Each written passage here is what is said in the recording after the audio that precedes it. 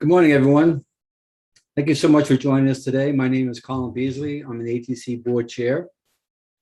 Sadly, we're still performing our duties remotely. So let me take a moment to extend my and the board's well wishes to all of you who have struggled the past year and a half. It's been a difficult time for everyone.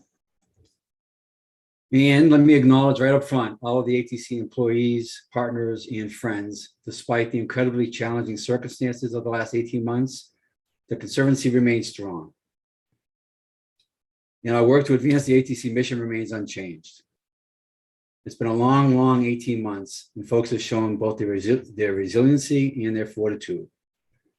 As this pandemic wears on, I urge everyone, please be safe. Before we get into the agenda, I would like to make a few comments. First, I want to say thank you to Kayla Dock, Jordan Bowman, Alyssa Reck, Jason Kozlowski, and Dan Bruffy, all ATC staff that work behind the scenes to make events like this seamless.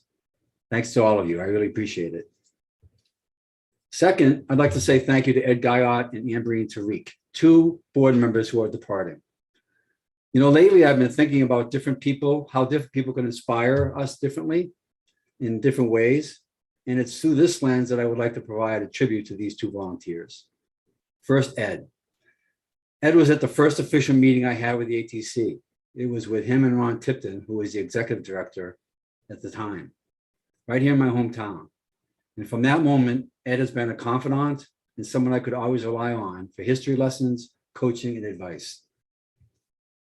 The character attribute that Ed inspires in me is thoughtful deliberation.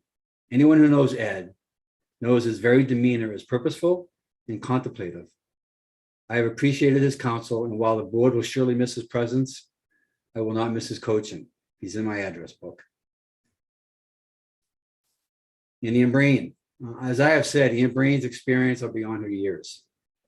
While her tenure on the board was cut short due to personal circumstances, she inspires in me courage and bravery. Couple that with her patience in helping folks who think they know to understand they don't really know is a valuable inspiration that will be missed. So to both of them, I say thank you. In reflecting on these two board members and what they inspire in me leads me to share a few short comments about board business over the last year. First, I think the board has matured in its own operations, focused not only on its oversight responsibilities, but also on the future of the board and the organization. Two areas worth a moment of time are justice, equity, diversity, and inclusion, otherwise known as JEDI, and our vision for the next 100 years. Regarding JEDI, the board continues to take this work seriously. We recently formed a JEDI committee of the board whose primary focus is to ensure the board's and ATC's overall commitment to JEDI is real. When we talk about JEDI, our relationship with its thoughts, actions, and consequences, we need not only look for a safe space, but also for a brave space. We need to have the bravery and the courage to admit to ourselves and others that sometimes we don't know. We simply do not know. And some of those things we do know are known with a bias. Having the courage both to be engaged in and advocate for understanding, to walk in another's shoes if that's even possible, and to be willing to listen to others is important to this journey. It is not a one and done. It's an education that needs to lead to action, both small and large. These discussions are not always easy, but they are necessary. I believe the board needs to be a learning organization. And through that learning, we will be in a better position to advocate for and support the ATC community going forward. The other topic I would like to briefly discuss is the initiative we have underway in scoping out a 100-year vision for the organization, which fully realizes the vision Benton MacKay articulated a century ago. As I said a year ago, it is serendipity that we find our passion, the Appalachian Trail, as a backbone of the East Coast, a critical presence protecting a landscape that meets the needs of so many: the hiker, the scientist, the naturalist, the trailside community resident, the bird watcher, the night sky watcher, and so many more. The ATC and its partners in advancing the stewardship of the AT landscape are in fact making available the space for future generations to enjoy the lands as we do today. While there certainly will be more to come in both of these areas, for now, I would ask that we not get deeply entrenched in politicizing any variables that can limit the value of the AT, regardless of your bias. I would simply ask that we question ourselves as to how we can think more broadly about what the AT and our passion for that trail can do to help the future generations enjoy the surrounding nature as we have. You know, I recently listened to a podcast that interviewed Robert McFarlane, an author referred to as an explorer and linguist of landscapes. He said a few things that gave me pause, and I wanted to share them, not in any particular order. He said, look at the gift of being now. Look at what you have inherited and the wonder of this world and what will come and what will our time leave. Are we being good ancestors? It is beyond our children and grandchildren. Decisions we make today form the bases of history, culturally, environmentally, for a world we will never see. The steps our ancestors took 100 years ago put us here. And the steps we take today will impact generations to come, even 100 years from now. So, in summary, the board has embarked on 2 initiatives with ATC staff that are all about the next 100 years. We are proceeding deliberately and purposefully with hope and courage. It's a lot of work, but it's all about the future, and we are very much looking forward to continuing that work. I got off track a little bit. I've been wondering whether I wanted to say the following, but I decided that I'm going to sort of giving you a little bit of myself. It's a little philosophy, perhaps some poetry. Let me just say that there are moments where we should let our hearts lead the way. While the mind can think of so many possibilities, the heart can give us the will to proceed if we just give it time in our day. Give it space.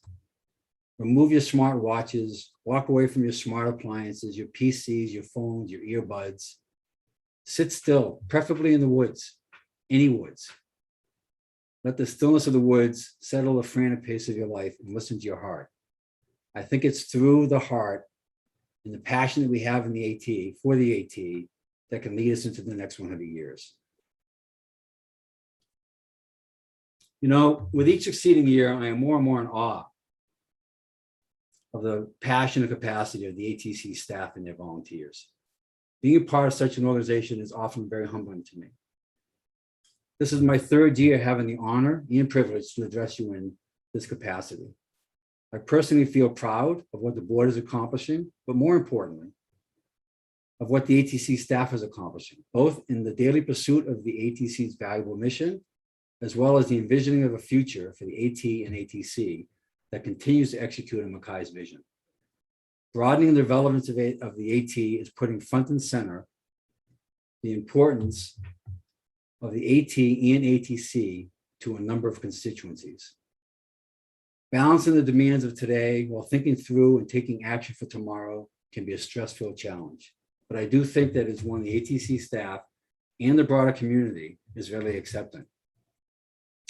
Nevertheless, I would encourage all of us to pause once in a while, look in our rearview mirror, and recognize our successes.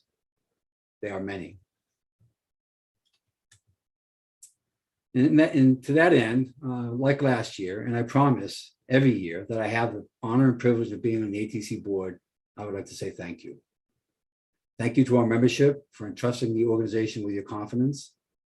Thank you to all of our funders, whether foundations, corporations, small businesses, the states, or any other entity which equally entrusts us with your confidence. Thank you to all the ATC employees who tirelessly work in pursuit of our staggering mission and vision. Thank you to our partners, be they trail clubs, federal, state, or local agencies, the numerous trailside communities, members of the AT Landscape Partnership, and so many more. Your support to our cause is critical to our success. Thank you to the senators, congressmen and women, and their staffs who support the AT in their work and their words. Thank you to our volunteers, whether you're moving rocks, cutting trees, building or rebuilding privies, clearing or moving trails, working to eliminate invasive species, or supporting ATC employees, whether you are a member of the board, President's Leadership Circle, the Stewardship Council, or the Next Gen Advisory Council, your commitment to our goals exemplifies what volunteerism is all about. Thank you. We are humbled and honored that your passion is us. Finally, thank you to all of the spouses, partners, brothers, sisters, daughters, sons, grandchildren, grandparents, and friends of those who volunteer. Their time with us is time not with you. We appreciate your tolerance and want to ensure all of you, their passion is well placed. So thank you to all of you. So now for the agenda. We have until noon today. First, we will hear from Jim Latore, our treasurer. Then Jim will introduce Sandy Mara, our president and chief executive officer. Please send in questions as each speaker is presenting. We can sort them through accordingly for answers at the end of the session. You should see the email address at the bottom of your screen. If not, I'll get it to you after and we can work through that. But please, to the extent you can come up with questions, send them in to us. I will then introduce you to the remainder of our officers and we'll take your questions. Finally, I will review with you the results of the election. Jim, let's get started. Great. Thank you, Colin. Thank you very much. Good morning, members. Today, I'm going to share with you a brief look back on ATC's financial performance for 2020, plus an update on where we are today. But first, with the new board year kicking off after today's election, I'll be moving from my role as treasurer and chair of the finance committee to secretary and chair of the governance committee. So at this point, I'd like to introduce you to Trish Shannon, who's going to become our next treasurer, and Trish will also lead will chair the finance committee. Next slide, please. There we go. So a little bit about Trish's background. She joined our board in 2020, and she is a full-time employee as the Chief Financial Officer and the Chief Operational Officer of the AARP Foundation. So Trish brings to us a very, very deep background in not-for-profit, both from the management side and from the financial side. She's earned her CPA. She's also an MBA. And something about her, she's very well-rounded. She also has a graduate certificate in public health from the George Washington University. A couple of fun facts about Trish. As you can tell, she's a world traveler as well as touching all 50 US states. She is just as at home walking on the beaches of Sydney, Australia, as she is walking the trail in Shenandoah National Park up to Mary's Rock. She's a foodie. She's deep into vegan recipes.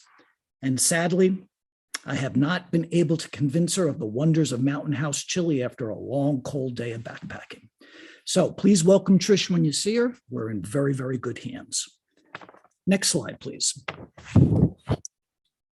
Let's talk a little bit about our balance sheet. And again, this is as of December, compared 2020 to 2019. The key here is that a balance sheet is really a snapshot in time. And when you look at this, the thing that should jump out at you is that year over year, ATC continues to husband its resources to save them to make sure that there is long-term sustainability for this organization. When you look at our net assets, which is basically a mathematical equation of taking our total assets and subtracting out from our liabilities or obligations to third parties, at the end of December, there was roughly $20 million in wealth or in capacity. Of that, roughly 19 million consisted of cash and long-term investments. Let me take you back to that same calculation to 2015. On the books at the end of 2015, we had a total of cash and long-term investments of about $11 million. Today, that number is $19 million. So very good growth over that period of time. However, it must always be put into perspective. I've often heard that there's an estimated backlog of maintenance on the AT of over $20 million system-wide. So that tells you something. Remember, we can always do more with more. Next slide, please. A quick look at our revenue, and you're going to see some interesting information here. I'm going to delve deeper into it in a few minutes. But if you look at 2018 to 2019 to 2020, the total revenue line, you see some dramatic increases there. But each year has some very specific activities that drove that top line number. Before I talk about those activities, I do want you to look at the third line down for the National Park Service, Forest Service, basically our agencies and cooperators. And you'll see 18 to 19 was pretty steady state. And that's about where it has been historically. You'll see a drop in 2020, not to worry. We attribute that to what we've said basically reflects the COVID pause in our ability to get out and actually do a lot of the work that is mandated under our agreement with the Park Service. But if you look up above to that membership dues and public support, from 2018 to 2019, what you're really seeing that big growth there was through the generosity of the Volgino Foundation, which helped to kick off the Wild East Action Fund. And that was the play out of some very large grants that were given to the ATC during that time period. When you look from 2019 to 2020, it's really a tale of two separate activities. The first, we had a wonderful year with respect to people recognizing the value of ATC and remembering us in their bequests. There's approximately 3 million in bequests above and beyond 2019 sitting in that number. The second is the outsized impact on the 2020 operations through the voluntary stewardship agreement with Mountain Valley Pipeline. I'm going to get deeper into Mountain Valley Pipeline in a couple of minutes to help you understand how it actually works and hopefully to demystify some of the accounting around it and what it means. Next slide, please. At the ATC and really in the not-for-profit community, we look at certain indicators to tell us whether or not we are putting back into the mission the monies that we are receiving.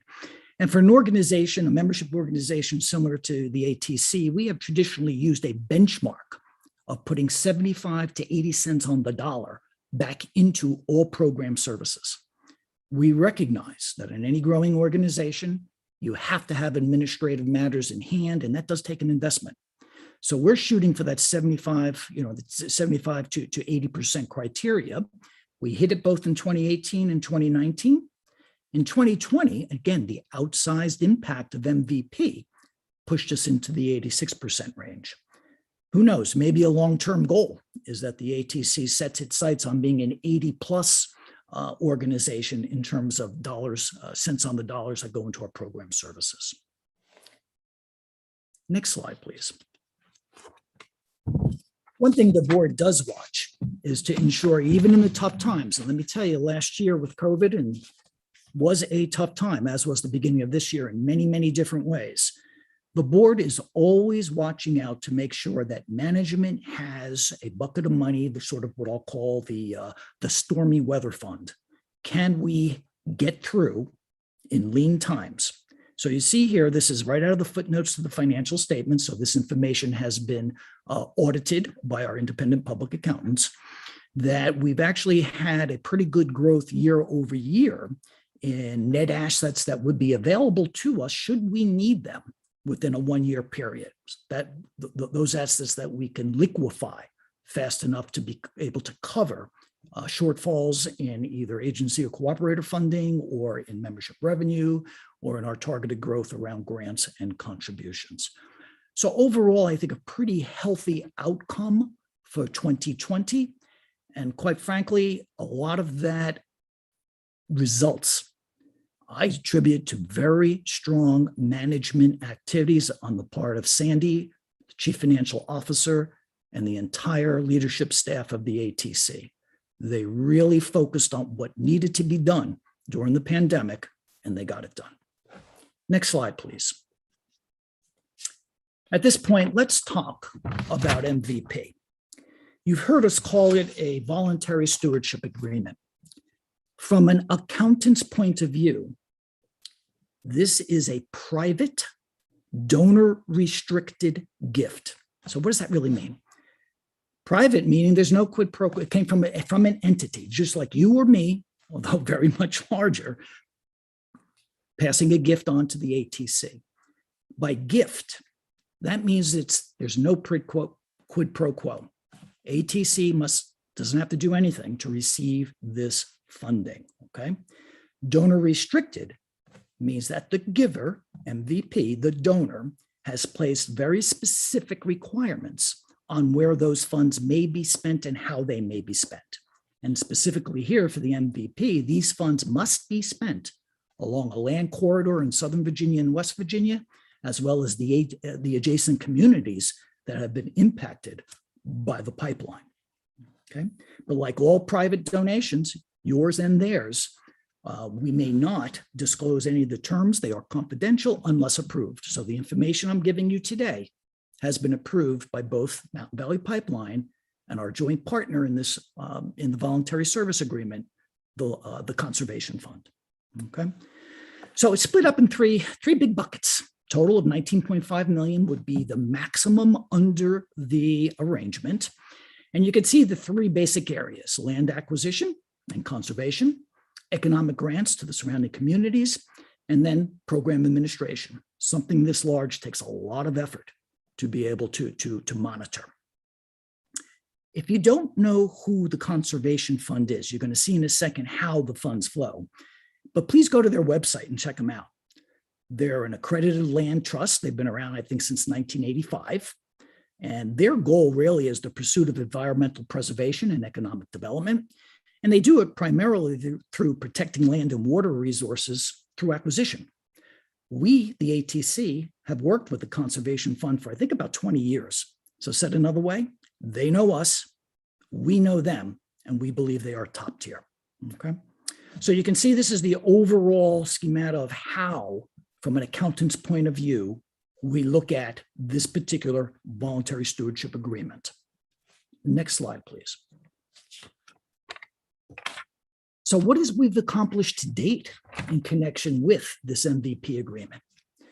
So you'll see that type line, and this I'm taking you all the way up to June 30th of 2021, so you can get an idea of really the throughput here. So when you look at the different buckets, you can see at the top that almost 17 million of the money relates to land acquisition. There is a portion of that that's an administrative fee that goes to the Conservation Fund for all the work that they do. There's also a chunk of money for grants, and then a chunk of money to the ATC to be able to monitor and perform the other required aspects under the agreement. Through June 30th, the ATC has received $10.75 million under the stewardship commitment.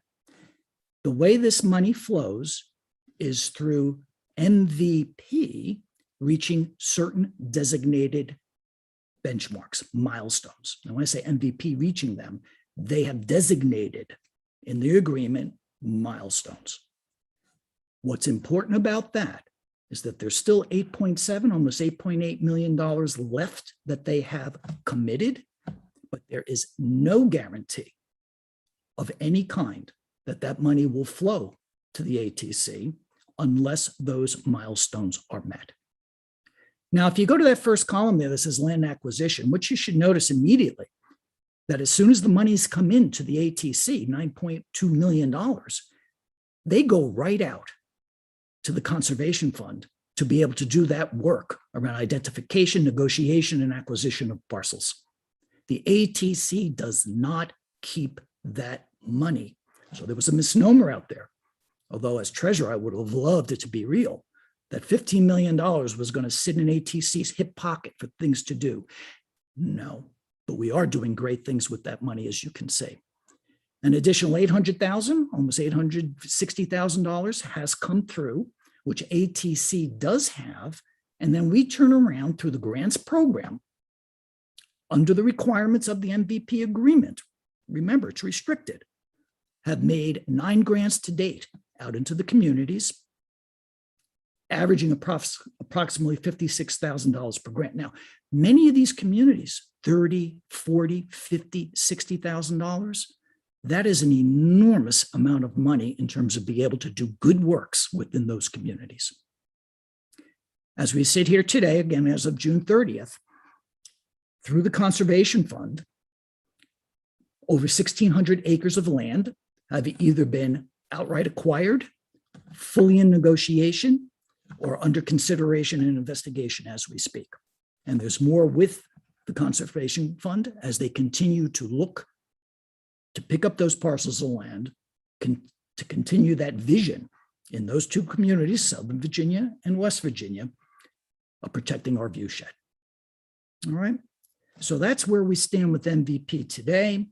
If the milestones are met, and again, milestones outside of the control of the ATC, there is more funding in this voluntary stewardship agreement. Next slide, please. Just a quick thought, a quick update on where we are as of June 30th as the ATC. Now, a lot of information here. But if you notice last year, the ATC really did financially fairly well, even in a pandemic year. But a lot of that was sort of monies not spent because of an inability with the pandemic to go out and do pieces of the mission.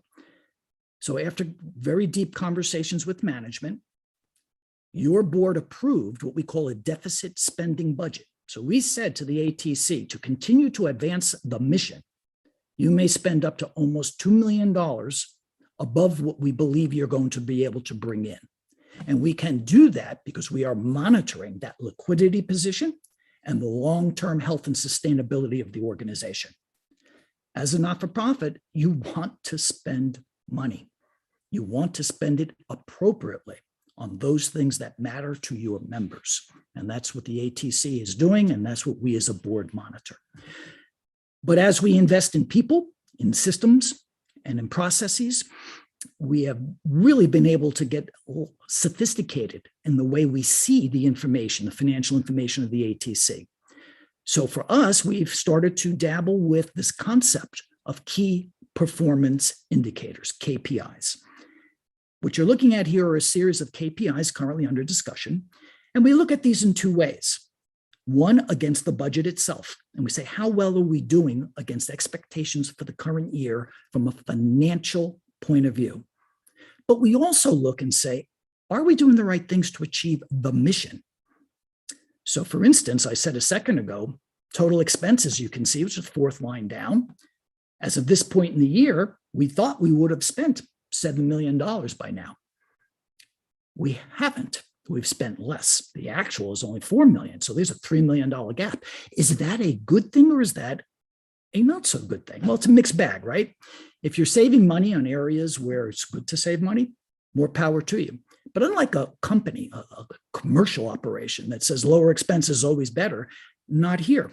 We want to spend against our mission. So we're watching that closely, understanding why and what we can do to catch up by the end of the year. And management really studies and watches where we are on a monthly basis and then asks the tough questions of one another to be able to push forward against that mission while always paying attention to our budget. Stay tuned. This is a work in process. We refine it as we go. Trish has a lot of great ideas in terms of what to do next. Next slide, please. Let me finish up on this. This has been my third year having the privilege to speak with you and deliver this report. And I've always finished on this slide, and I'll do so again today. It never ceases to amaze me of the generosity of the people, the members, and those who touch this thing that we all really love, the Appalachian Trail. Even in a pandemic-impacted year, almost 3,600 volunteers that reported got out on the trail and spent almost a week each on average, making sure that trail was ready and able for all of us to go and walk. I cannot express, as a through hiker or as a long distance hiker myself, how much that has meant. I spent right after Memorial Day walking through New York, New Jersey, parts of Pennsylvania, and I couldn't have been more pleased with the condition of the trail. I head back to Hot Springs next week, face north to go to Shenandoah National Park, and all I've heard are good things other than bears and snakes and bears and snakes. So wish me well, but in return, I thank each and every one of you for what you've done for this resource we all love. Final slide. A big thank you. And at this point, let me turn it over to our Chief Executive Officer, Sandy Maurer.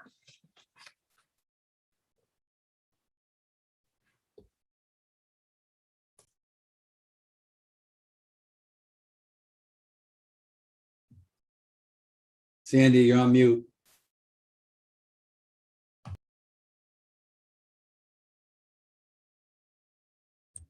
There you go. All right. Well, welcome to Zoom. I said yesterday we were in a board meeting and I did make a comment to someone that if I could have got $1 for every time I've had to say you're on mute in the last year or so, ATC would be well ahead in its contribution line. So Again, let me start over here.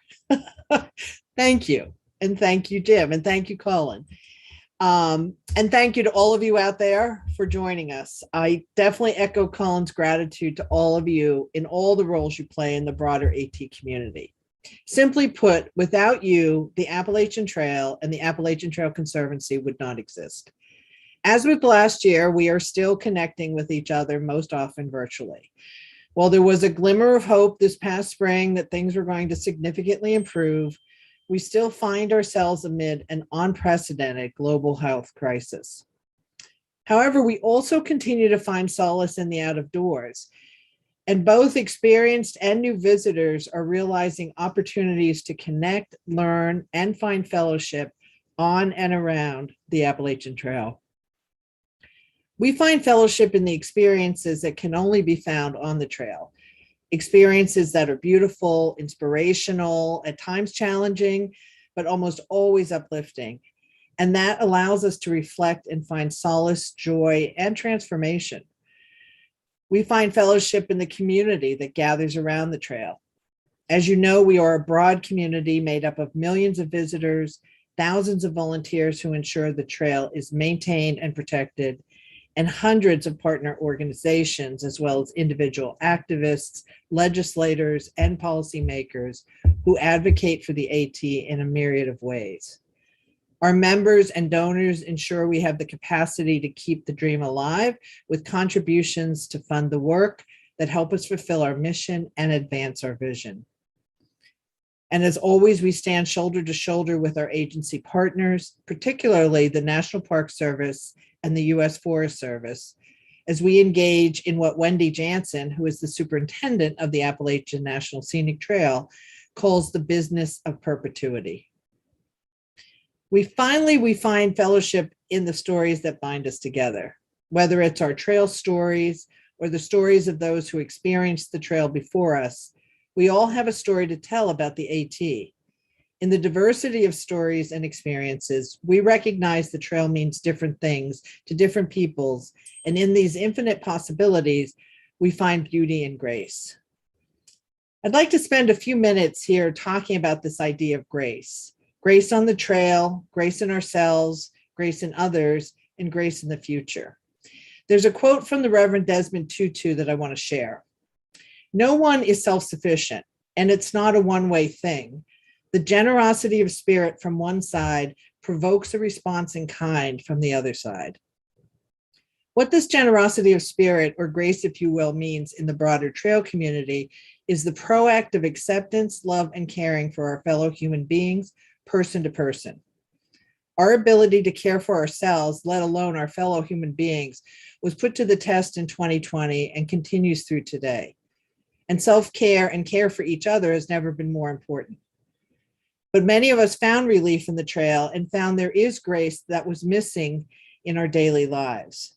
We found it in the simple greeting of hikers passing each other by on the AT.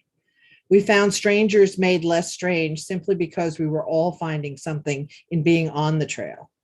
We found downhill trekkers giving way to uphill trekkers, acknowledging that etiquette and deference were still alive.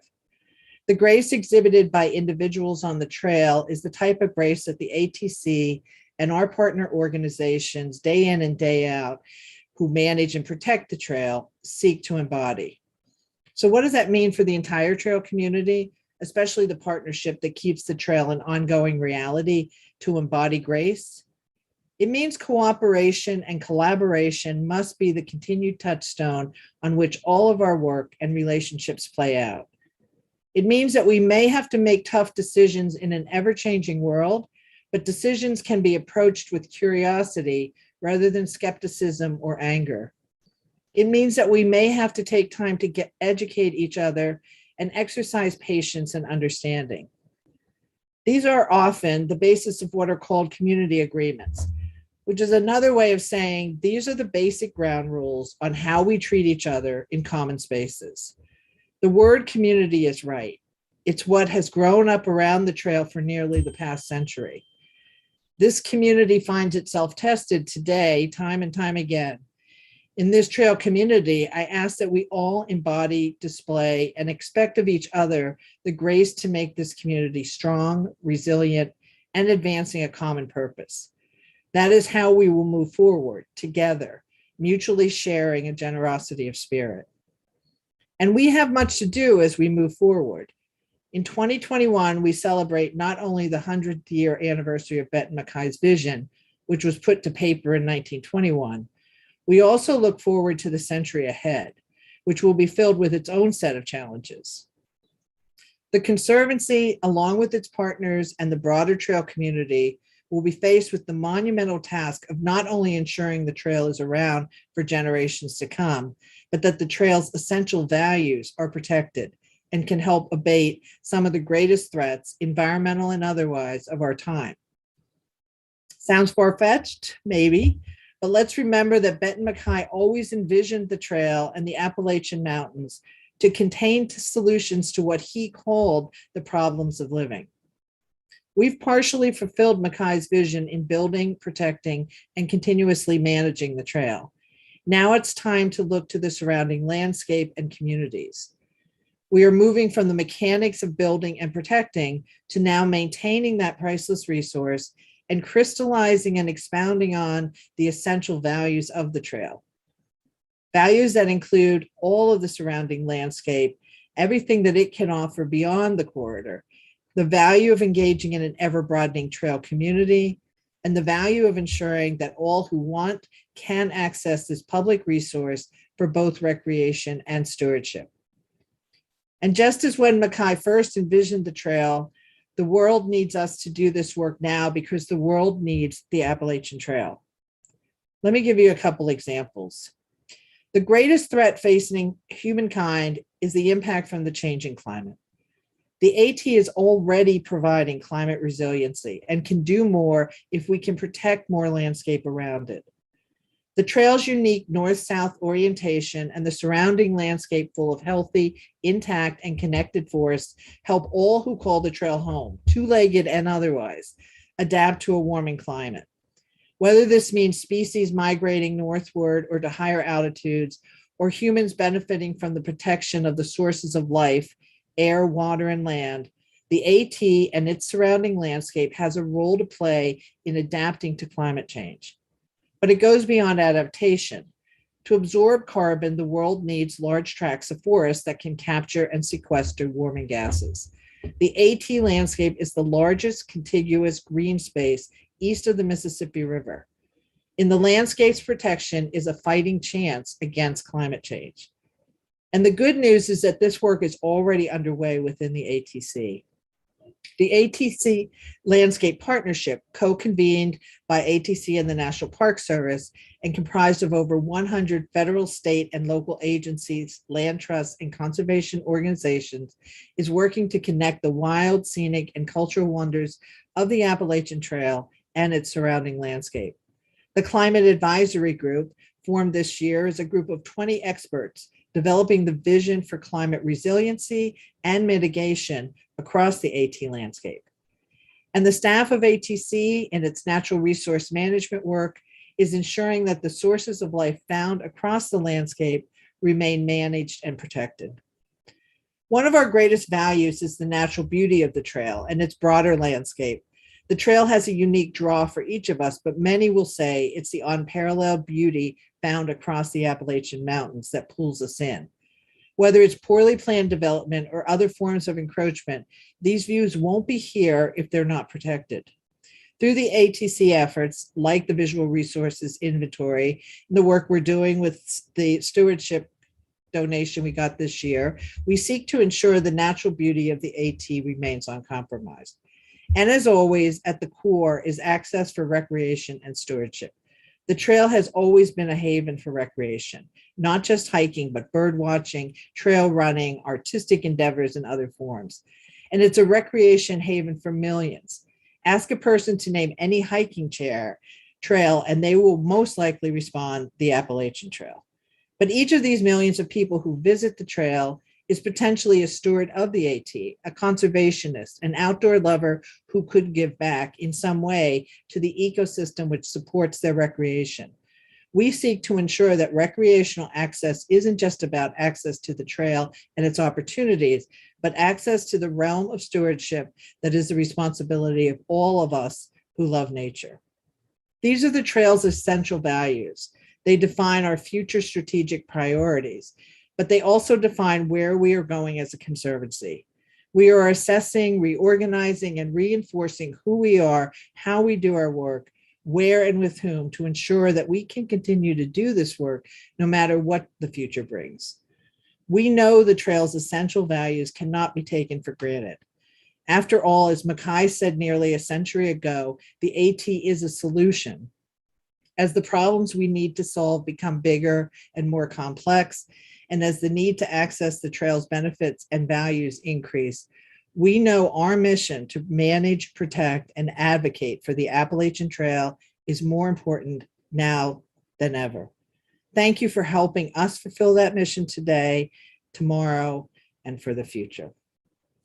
Thanks, Colin. Back to you. Thank you, Sandy. And thank you, Jim. Both of you, appreciate that. So listen, with COVID-19 and our remote venue, we won't have all of our officers available today, but I do want to recognize them. Rob Hutchison is our vice chair. You've obviously met Jim Latore, who is moving from treasurer to secretary. Sandy Mara, you have met. Trish Shannon will become our treasurer, as Jim had indicated. And finally, Dan Howe, serves as the chair of the Stewardship Council. Those are the folks who represent the executive committee of the board. Their confidants, I appreciate their availability. It brings a little bit of extra work, and I appreciate their commitment. So thank you to all of you as well. Again, for those of you who have a question, you should see the email address at the bottom, election@appalachiantrail.org. Again, election@appalachiantrail.org. We'll collect your questions and sort them and give them time. So, Alyssa, why don't we get started? Thank you, Colin. Good morning, everyone. My name is Alyssa Reck, and I am the social media manager for the ATC. It is a pleasure to have you all join us. And thank you to everyone who submitted questions leading up to the meeting. We received many great questions, and we'll do our best to answer them in this Q&A section. Our first question is in regards to the world that we're living in at the moment. What is the ATC's ongoing response to the COVID-19 pandemic? And what is the Conservancy planning to do in the future, given the pandemic's unpredictable course? Colin, do you want to take that one, or Sandy? Sandy, why don't you start? Sure. So as with everything that we do, our approach to COVID has been in cooperation and partnership with our federal, state, and local agencies that we work with, the land who actually manage and make the final calls regarding the land and the resources itself, our clubs, and our AT communities. So it is very much collectively us trying to do the best in really unprecedented times with little to no prior experience that we could necessarily rely on in some cases to be making decisions. We also are working very hard to remain flexible because, as we saw and as I just mentioned, we thought things were upticking towards good, and now with new variants, there is still continued concern.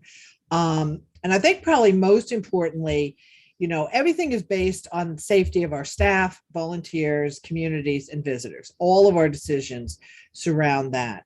But we also are very, very committed to adhering to the science itself. We rely on the CDC guidelines as we make, decisions about. Currently, we have, rules that people need to be masked up if they're in our visitor centers. We continue to provide guidance to our volunteers about how to safely carpool to work sites, share tools, and the Park Service and the Forest Service continues to put out its own guidance and make decisions.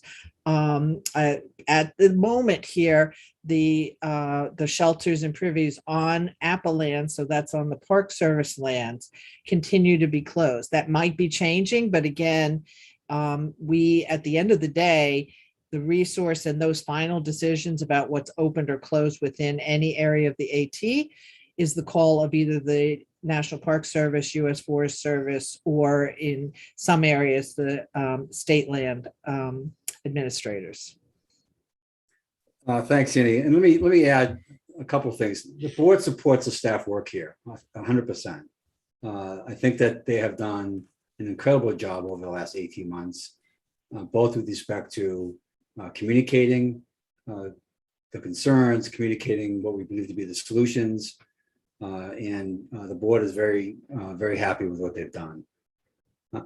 I also want to reinforce the fact that we don't make these decisions unilaterally. I mean, we are, as you know, part of a big cooperative management model. And as Sandy said, the real decisions are being made by agencies who have responsibility for these lands. And we work with those agencies closely. We're trying to make things as easy as possible with people. And let's just hope for the best going forward. What's that? Thank you very much, Sandy and Colin, for your comments on that question. Moving into the second question we received, Jim had spoken about it earlier during the treasurer's report. 1 year ago, the ATC entered into a voluntary stewardship agreement with the Mountain Valley Pipeline and the Conservation Fund. What impacts have been realized from that agreement, and does the ATC find value in that agreement? So I'll start sort of at a macro level, and I'll let Sandy weigh in at the micro level, and even Jim. At a macro level, and I think I said this before, I think it's important that the ATC have a seat at the table. And the board talks often about our partnerships, who we have relationships with, who do we want to have relationships with. And we have believed, and we continue to believe, that having a seat at the table is more important and more effective in influencing how things happen than sitting in the back and making comments from the backstage. So we think that this is something that has been very successful. Sandy and her staff have managed incoming funds in a very productive and responsible way. And I'll hand it over to Sandy to give you some of the tactics. Sure. So, and I do want to also really acknowledge, the information that Jim shared. I think it's really important. I hope that, people are hearing and seeing to the extent that we can be, the transparency and the facts around this, because sometimes the facts get blurred by things that aren't factual. So I really appreciate your work on that, Jim. And, always our focus is on resource and the resources that surround the AT and the people, because that's what we do, right? I mean, the trail is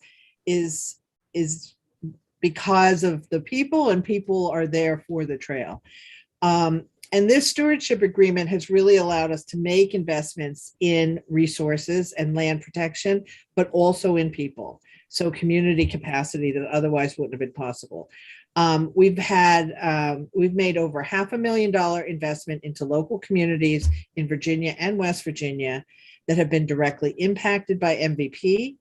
We've also, some of those dollars also went to local nonprofit groups that support work in community economic development, education, and bringing youth, often underserved youth populations, to the outdoors.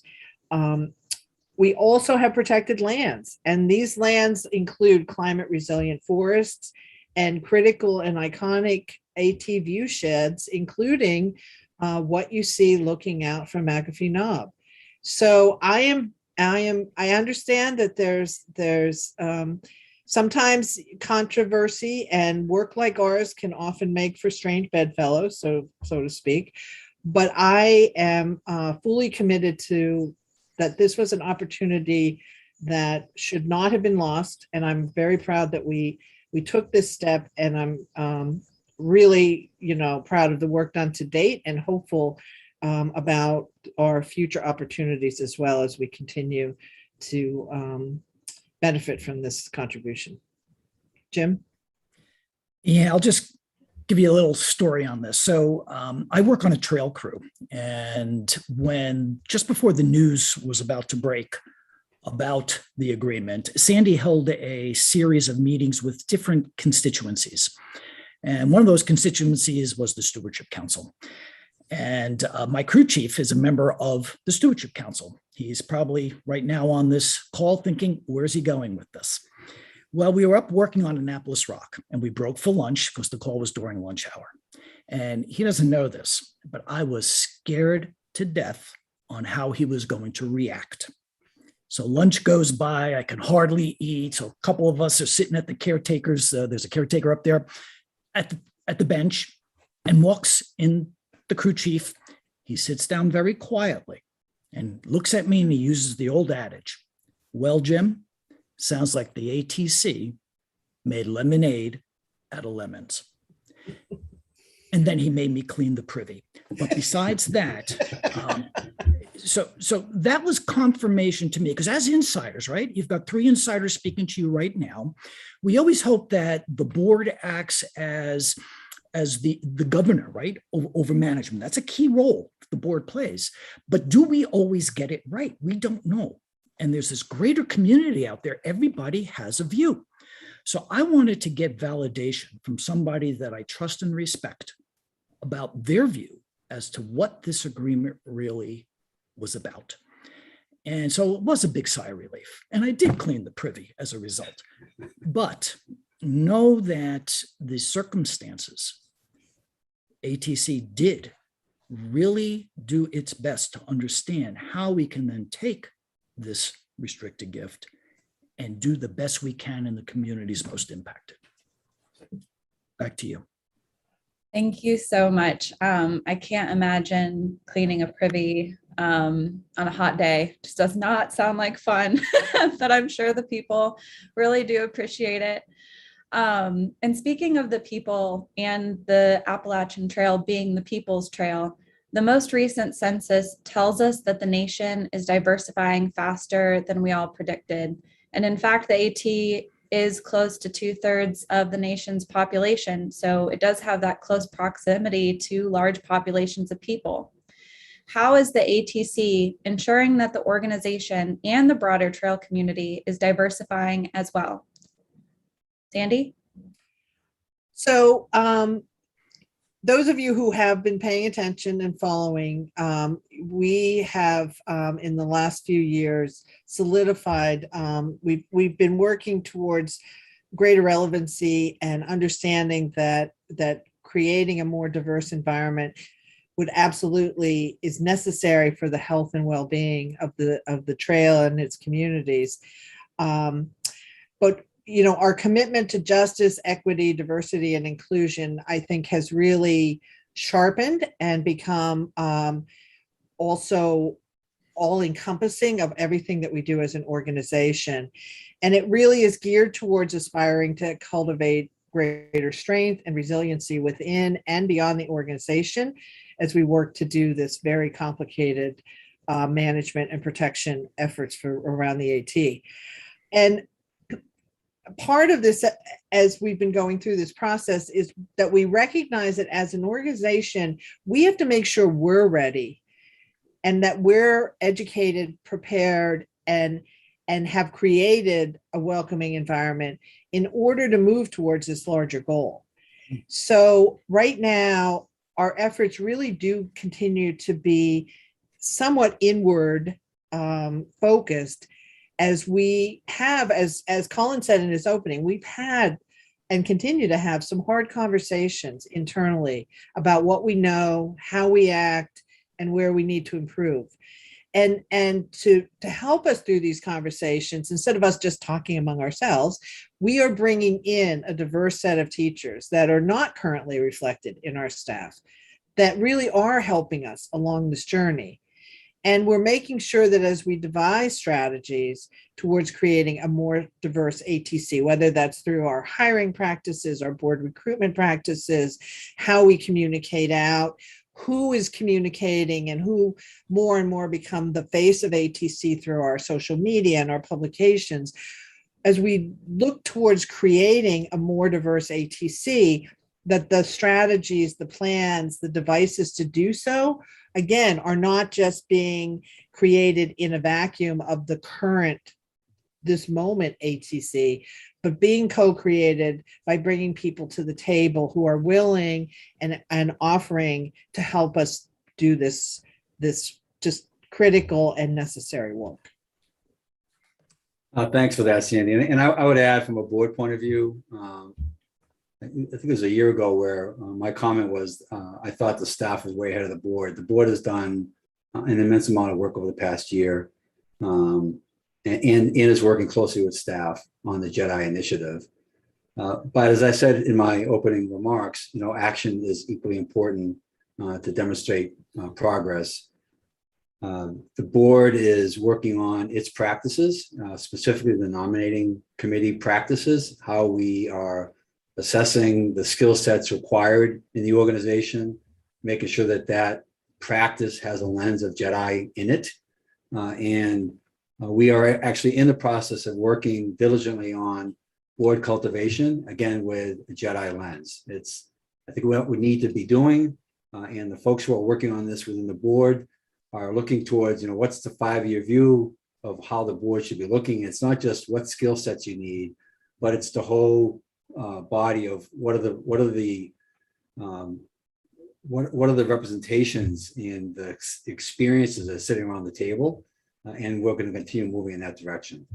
Would I like to be able to wave a magic wand and be there? Yeah, getting to the end result is always the best thing, but I recognize that the conversations, the task, the effort that we've got to go through is in itself important. I guess I could say that, share what I used to say to my children. It's not the end, it's the journey. And we need to make this journey a meaningful one. Yeah, thank you, Colin. I mean, I do want to acknowledge that we still have a lot of work to do. But I want to assure everyone listening and who support us that we do recognize that, and we remain fully committed to the work that we're doing. At a personal level, I used to tell my kids, I don't know what I want to be when I grow up, because it's all about what are you now? And I try to instill in them that, you don't know what you're going to do when you grow up. And I still don't know what I'm going to be when I grow up. And this whole education thing is just an incredible experience for me. And I'm looking forward to understanding it all better and making the changes that will help the ATC board, and of course, being part of the ATC community so that it's more accepting of everybody. Melissa, go ahead. Thank you, Colin and Sandy. I think that's a good question that, everyone's thinking about is, what do I want to be when I grow up? And one of the ways that transitions into our next question is, for the last several months, ATC has been heavily incorporating communications about its role in climate change. So our next question is, how does that relate to the ATC's mission? Do you want me to go first? Yeah, go ahead, Sandy. Yep. So ATC believes that conserved and connected lands are essential to all life. And our mission is to protect the resource that makes up the Appalachian Trail, not just the treadway, but all of the broader landscape of the AT. That includes actual land and forests and streams, flora and fauna in this contiguous corridor. It includes the health and well-being of the communities that surround the trail, including their sources for water and clean air and accessible green space. And we're here to protect the AT experience, right? So we know the experience is already being significantly impacted by a changing climate. Record droughts and floods, multiple heavy winds and storms that can literally take out sections of trail and put, our volunteers at just, overwhelmed at times at what they need to do when they get out there with chainsaws to make sure that people can walk through. Dried up water sources. Hikers are going through sections where there just is no springs or streams running. Dead trees from invasive species that are creating hazards at overnight sites. All of these impacts make our job harder than ever. So, because of that, and because all of these can be directly tied back through science to climate change, I really contend it has to be part of our mission. It can't not be. We are managing a natural resource, and every natural resource on the global stage will be impacted, as will the people that live within those natural resources. By the same token, and as I talked in my remarks, we also are already a part of the solution towards this. So again, this isn't something new for us. I mean, it could be, I almost think, I've said in the past that the idea of the trail and the building of the trail, we've inadvertently created this contiguous landscape that is in fact seeing itself as a resilient and important piece to the possible solutions to climate impacts. But when I really drill down, and more as I have been spending time in my head with Mackay's vision, I don't think it was inadvertent. Because Mackay was talking about the human need of people to interact with nature, but I think he was also looking at, this was during the huge industrial revolution. There was coal was the number one source of energy, which created tremendous carbon impacts on the environment. And people were living in overcrowded slums and tenements within urban areas where before they had lived in a much more bucolic kind of, when we were more agrarian, to becoming this industrialized urban country.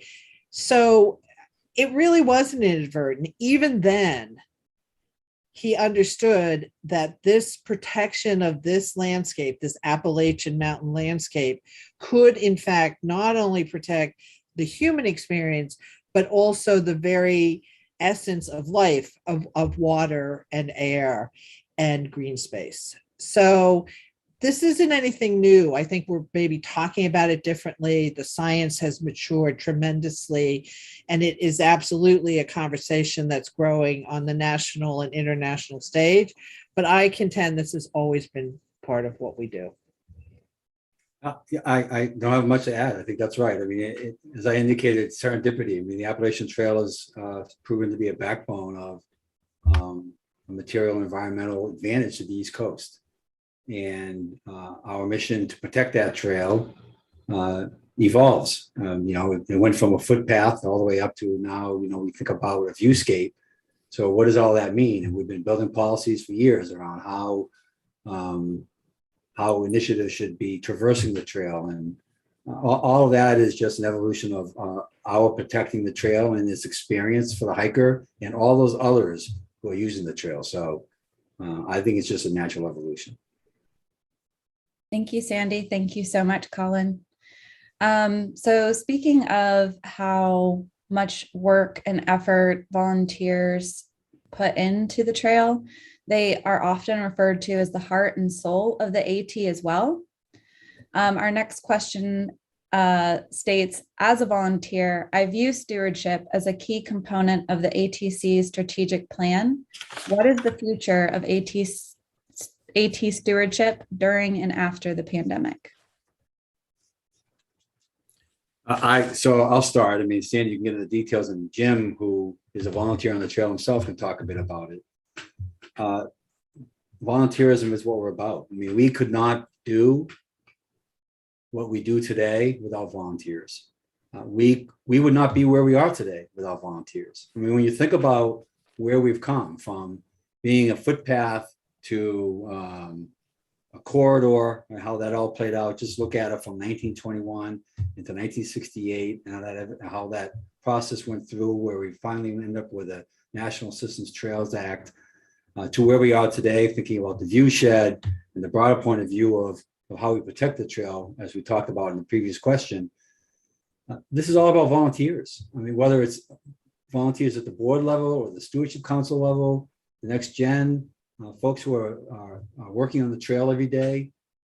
We could never be what we are without volunteers. And we're a model internationally. You know, there are countries who are trying to model their trail systems in a manner that looks like the AT and the ATC. This cooperative agreement between public agencies, the ATC, and all those volunteers out there and all the trail clubs, it is in a phenomenal macro, I could say macroeconomic model that needs to be continued in perpetuity. Sandy? Sure. I was going to actually go to Jim next because he is, and he's a volunteer in my home club, the Potomac Appalachian Trail Club. So, why don't you talk? Yeah, Still a rookie there, but let me take you back. If you haven't seen it on the ATC's website, I think it's under an accountabilities tab. You'll actually see our 3-year rolling strategic plan. It's very simple. It's a one-pager, easy to read, and you'll get a real good idea as to where your board and your management are focusing time, talent, and treasure. But in conjunction with building that strategic plan, we studied in great detail, debated what our mission and what our vision is. And let me just share again with you, if you don't recall, the vision of the ATC. It's very simple. It's that the Appalachian Trail and its surrounding landscape are protected forever for all to enjoy. For all to enjoy. I don't know about you, but as a hiker, I don't enjoy clawing my way through trees that have fallen down and all the spiders crawling all over me. Not for me, right? But when you stop and you think about it, the core to achieving that vision is stewardship. It's what we're all about. The footpath will never come away as the central point of focus of the ATC's vision or its mission. What we are doing as a board is we are acknowledging that if we stay too narrow, then the trail will be encroached upon and may not be here when the next generation of through hikers and section hikers and day hikers really want to use it. So we're already studying. It took us 100 years to get to where we are today. Where might we be in the next century? And what must we do to get us there? And the whole conversation starts with stewardship. So to the volunteers who are out there making sure the spiders are gone, or at least at bay, we're critical to this whole thing. And you've got to sit back and ask these tough questions of your board and management to make sure we don't lose focus. And you can rest assured the board is asking them of management, because the board will then turn around and say, okay, how do we help fund those important things that need to be done? And then we ask you to help us fund those things. Yeah, thanks, Jim. And one of the key areas that we are, in fact, making significant investment, we have already for the past really 2 or 3 years and continuing to do so, surrounds expanding the opportunities for volunteerism and stewardship. We have a tremendous core group through our 31 maintaining clubs. And we recognize, and as do most of the clubs as well, that we have to continue to bring new blood, new energy, new interests into the work that's necessary, as Jim said, to really make sure that the trail remains open and accessible, actually physically accessible to people who want to go out and enjoy it. So it is certainly continuing to find ways to best support our existing clubs and volunteer core groups, but also really looking to expand opportunities for both individuals and other groups that right now might, not be part of our ecosystem, to bring them in and give them really meaningful and safe and fun opportunities to volunteer on the AT. And Sandy, we'd be a little remiss to also not mention that volunteerism also includes all the people who come and work in our visitor centers, ridge runners, caretakers. There's a whole variety of ways to give back to the trail, not just pick and shovel, right? So Yes. for those of you who are not close enough to the trail, I'm fortunate, I'm an hour away. I can get there, okay? That makes a big difference, but there are many other ways that you can volunteer. So contact the ATC if you want to get involved in a deeper way. Thank you so much, everyone, for your insight.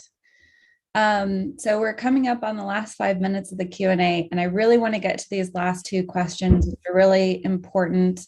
2021 marks the 100-year anniversary of Benton Mackay's essay, which envisioned the AT for the first time. What is the ATC doing to commemorate this anniversary? Sandy? So I'm really excited. We've been talking about this for a year now, so hopefully all of you are finding value and learning new things as well as enjoying maybe things that you have heard in the past, to see the information again about Mackay, about this vision, about the world that he was living in at the time, that helped.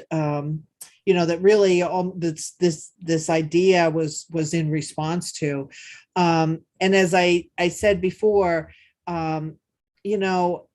it's really fascinating to me, recognizing the parallels. They were when Mackay came up and with this idea and presented this vision, the country had just gotten out of World War I. It was just on the back end of surviving the 1918 flu pandemic, which, at least, to date, was still worse than what we're experiencing now. As I said, there were social changes and disparity in wealth and opportunity. All the things that we can, look out our window today and find as well. And the fact that, he understood intrinsically that the trail really could provide a solution to these problems, even if it was only for an hour or a day, it's fascinating to me. And I'm really thrilled that we have the opportunity to talk about this and share it with new audiences, as well as with our existing groups. We have a very special edition of AT Journeys that everyone will be getting this fall, that I'm just incredibly proud of, and really want to acknowledge the work of Sean Desai and the whole advancement team and communications team in putting together. I think in general, our AT Journeys has just been markedly expanding its reach and quality with each issue. But I promise everyone that what you get this fall will take your breath away. So I'm excited about that. So I hope I've set the stage enough that you'll be, anxious to see this surprise. Let me add, a 100-year anniversary of anything really just comes once in a lifetime, if we're able to even experience that. So from a board point of view, in addition to supporting what Sandy just outlined, we're spending a lot of time reflecting on where we've been. I think that we owe the architects of the trail some reflection as to whether or not we've made progress according to their vision. And we're spending time talking about what does the next 100 years look like?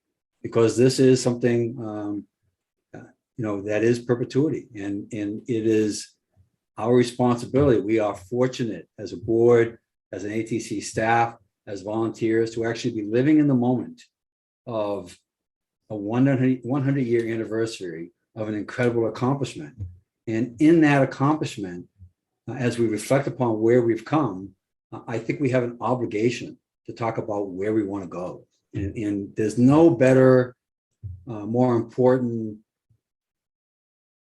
I don't know the word I want to use, but it's just an incredible opportunity in front of us. And we owe it to the architects to reflect on where we want to go going forward. So that's the other half of the equation that Sandy talked about. Alyssa? So that kind of lends itself. So not only are we celebrating the 100-year anniversary of the trail, but in a few years, the ATC will actually celebrate its 100-year anniversary, which is really, really exciting. What are the Conservancy's top priorities, as it approaches the century mark? Let me start, and then Sandy and Jim, you can put in your thoughts. Our priority is always the trail, right? I mean, by definition, that's what we are about. That's what the last 100 years created. Now we've evolved that, right? We've gone from that footpath to a treadway. We've gone and begun to look at the experience of the trail to be beyond just the footpath in front of us or the 500 yards on either side of us. We're really looking at the view sheds. We've spent a lot of time over the last several years as we got through the 18 Landscape Partnership to really explore the landscape impact. We will never walk away from the importance of the trail. The real issue is, how does the definition of that change? And that's what we're wrestling with for the next 100 years. And as we get closer to 2025, as we get closer to what the ATC's anniversary is, we should be in a position as an organization with the volunteers to express what that's going to look like and how we're spending our efforts to get there. Sandy? Sure. Yeah, I agree with everything you just said, Colin. I mean, the trail is always centric to everything that we do, but there is an expanded view of what that means when we talk about the trail. And as I've mentioned before, definitely we continue to work on our core values, right? Recreational access, but that's coupled with effective stewardship, the climate resiliency and the opportunities that the trail, even as it currently exists, presents, but what are the opportunities to expand that, and protected resources and view sheds that, again, lead and connect to climate resiliency, but it also connects to recreational access and it connects to the entire AT experience. I think too, it's an amazing accomplishment, but it also, just like on landmark birthdays that we celebrate, it's an opportunity for us to rethink who we are, how we work, and what does it mean to be in the business of perpetuity moving forward. So all those things, continuing to diversify the voices and the opportunities for leadership and contributions to the work that we do, building a more financial secure future. Everything that we're talking about here, we've always been in the business of big ideas. That's just who the AT is. But the ideas and the cost of carrying out those ideas, there has been quite a bit of inflation as well since 1925. So while volunteerism will always be a core part of it, there is a recognition that some of the work that we have to do will also take other kinds of resources beyond the volunteer labor, and even that, to really provide accessibility and support and training necessary. All of that takes resources. So that too is a big part of our conversation as we look to build a secure future for us to continue our work. Thank you so much, Colin and Sandy. With that, we're going to end the Q&A session. If there were questions that came in through the election email, we'll do our best to respond to those. Colin, I'll leave it to you to announce our election results and closing remarks. Thank you so much. Okay. Thanks, Alyssa. I appreciate that. So for the board election, we had 4 candidates that were up for re-election. 4 candidates up for election, 3 up for re-election: Grant Davies, Tom Gregg, and Jim Latore. And we have 1 new member to join the board, Nicole Wooten. And the results were in. We've got a 94% approved for the slate and a 6% who did not approve the slate. So thank you to all of you who took the time to vote, and thank you for all of you who took the time to join us today. We're at the tail end of our opportunity to talk to you all. I just want to reiterate, your support is important to us, whether it's financial, through your efforts to volunteering, or both. All of that is helpful to us. And I can never say it enough. We appreciate your support. So thank you. This concludes our meeting.